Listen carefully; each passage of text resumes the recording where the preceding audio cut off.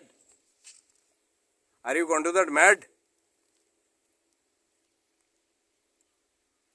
भारत के सबसे पहले प्रधानमंत्री कौन बनना चाह रहे थे? आप लोगों को पता है भारत देश कब आजाद हुआ था?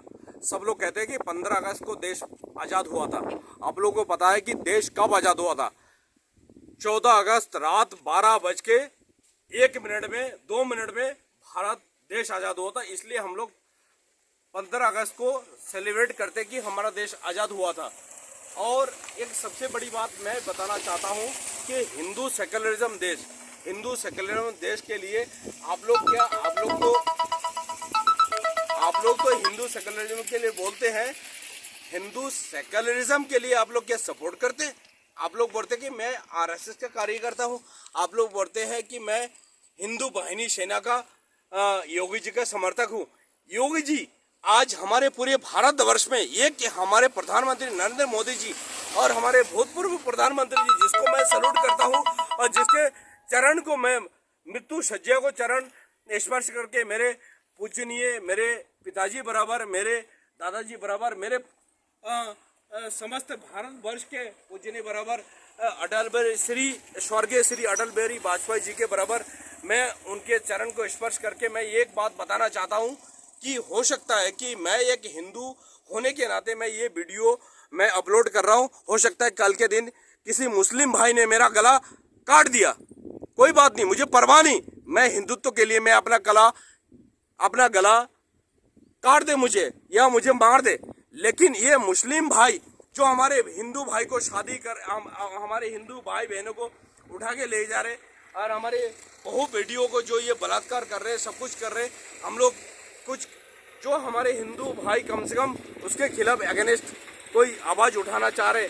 और ये हिंदू सेक्युलरिज्म के देश में हिंदुस्तान का मतलब क्या होता है? आप लोगों को पता है हिंदुस्तान का मतलब ये होता है कि हिंदू सेक्युलरिज्म।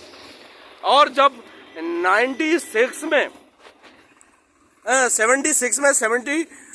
69 में 72 के तहत इंदिरा गांधी की प्राइम मिनिस्ट्री में जब बांग्लादेश और पाकिस्तान डिवाइडेशन हुआ था तो बंगालियों को क्या कहा गया था कि रिफ्यूजी।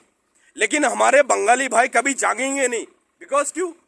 उनको जमीन जायदाद मिली है और जमीन जायदाद मिलने के बदौलत भी वो कभी भी वो अपने माँ बहनों को बचा नहीं पाए। बिकॉज क्यों? कभी भी यहाँ जंगलों में पड़े रहे, वहाँ पड़े रहे। और इंदिरा गांधी की 3 शादी होने के बाद भी उन्होंने राजीव गांधी, उनके 2 बेटे थे, तो बेटे होने के बावजूद भी मैं सारी बातें अभी इस वीडियो में नहीं क्लियर करना चाहता था। मैं सेकंड वीडियो में अपनी सारी बातें क्लियर करूंगा। और दूसरी बात मैं ये बताना चाहता हूँ कि सबसे बड़ी बात ये मैं कहना चाहता हूँ कि कम से कम हिंदू कम से कम जागे। और मैं हिंदुस्तान में रहता हूँ तो कम से कम हिंदुस्तान में रहने का मतलब ये होता है कि हिंदू सेक्युलरिज्म एक कंट्री होना चाहिए।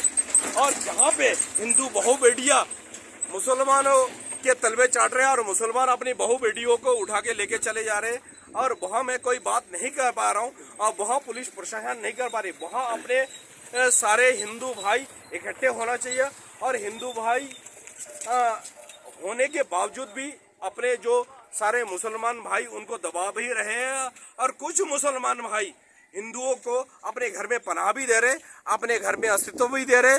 और दूसरी बात ये मैं कहना चाह रहा हूँ कि जो हमारे माननीय मुख्यमंत्री श्री आदित्यनाथ जी, योगी आदित्यनाथ जी, जो अपने जीवन यापन में पूरी उत्तर प्रदेश का कायाकल्प पलट दिया हुआ है। और हमारे माननीय श्री अटल बिहारी वाजपेयी, स्वर्गीय अटल बिहारी वाजपेयी, और जो उनका जो सपना था कि हिंदुत्व करेंगे, हिंदुस्तान का मतलब यह होता है कि इस देश में हिंदुत्व स्थापित होना चाहिए।